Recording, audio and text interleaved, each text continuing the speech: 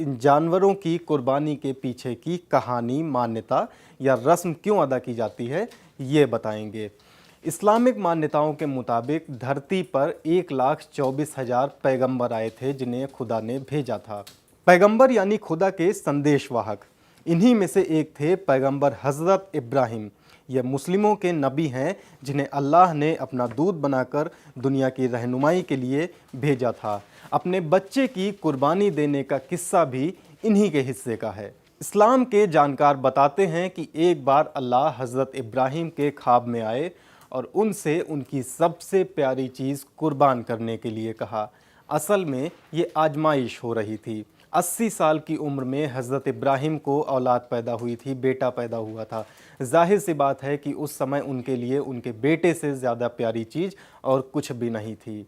इन्हीं की कुर्बानी का किस्सा कुरान में दर्ज है। इस्लामिक मान्यताओं में इस किस्से को जिस तरह बयां किया जाता है वो हम आपको बता रहे हैं।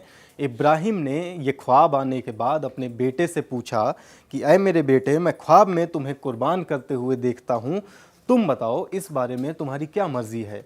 इब्राहिम के बेटे इस्माइल ने इस पर यह कहा कि अब्बू जान, आपको जो हुक्म दिया जा रहा है आप उसे पूरा करिए। अगर अल्लाह ने चाहा तो आप मुझे सब्र करने वालों में पाएंगे। इस बातचीत का जिक्र कुरान के सूरह साफ़ात में दर्ज है। मानते हैं कि इस कुर्बानी के जरिए अल्लाह हज़रत इब्राहिम के सब्र, उनके त्याग और उनकी वफ़ादारी की परीक्षा ले रहे थे, उसकी आजमाइश हो रही थी। अब जाहिर सी बात है कि 80 साल की उम्र में अपनी गर्दन पर छुरी चलाने से कहीं ज़्यादा मुश्किल है अपने बेटे की गर्दन पर छुरी चलाना। लेकिन इब्राहिम अपने धर्म के लिए, अल्लाह के लिए ईमानदार थे। उन्होंने वो बात मान ली, अपने बेटे की कुर्बानी देने के लिए तैयार हो गए। एक रस्सी, छुरी और आंखों पर बांधने की एक पट्टी, ये वो 3 चीज़ें थीं जिन्हें हज़रत इब्राहिम ने अपने साथ लिया, अपने बेटे इस्माइल को साथ लिया और उसे कुर्बान करने के लिए चल पड़े। वो उसे लेकर एक मैदान में पहुँचे।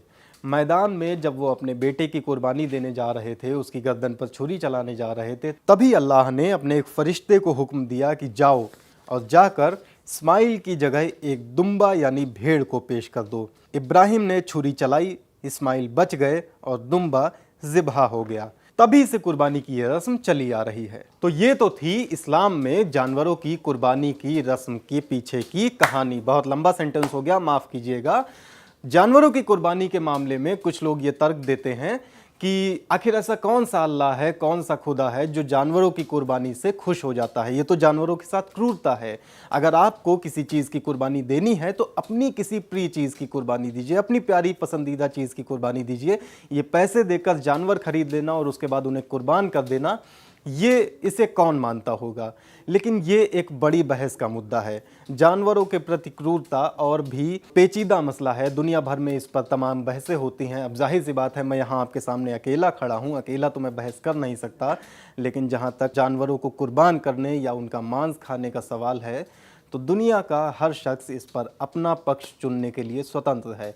आप भी अपना पक्ष चुनिए। ये वीडियो अगर आप फेसबुक पर देख रहे हैं तो हमारे फेसबुक पेज को लाइक कीजिए और अगर यूट्यूब पर देख रहे हैं तो हमारे चैनल दी लल्लन टॉप को सब्सक्राइब कीजिए। बगल में बेल आइकन होगा, उसे दबा देंगे तो हमारे वीडियोस के नोटिफिकेशन आपको मिलते रहेंगे ताकि एक भी वीडियो मिस ना हो।